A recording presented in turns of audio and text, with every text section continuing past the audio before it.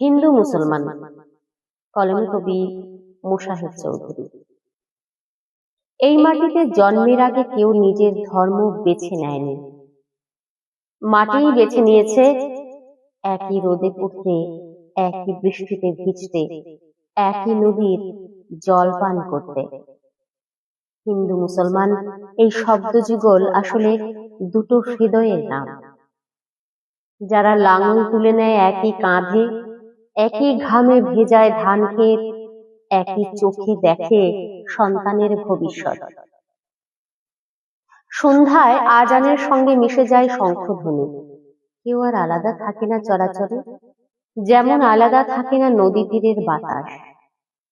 একজনের প্রার্থনা অন্যজনের আকাশ ছুঁয়ে যায়। দাঙ্গা নয়, মাটির দরকার চাষ। ঘৃণা নয়, মানুষের দরকার মানুষ। যে আগুন ঘর পোড়ায় সে আগুন ধর্ম মানে না, আর যে ভালোবাসা ঘর গড়ে সে শুধু মানুষ চেনে। একই স্থানে শুয়ে আছে নাম না জানা কত কৃতি পুরুষ, তাদের কপালে লেখা ছিল না হিন্দু না মুসলমান, লেখা ছিল শুধু ক্ষুধা, ভালোবাসা, বেঁচে থাকার লড়াই। যেদিন আমরা বুঝবো ধর্ম বিশ্বাসের পথ মানুষই চূড়ান্ত পরিচয়, সেদিন এই দেশ আর কাঁদবে না।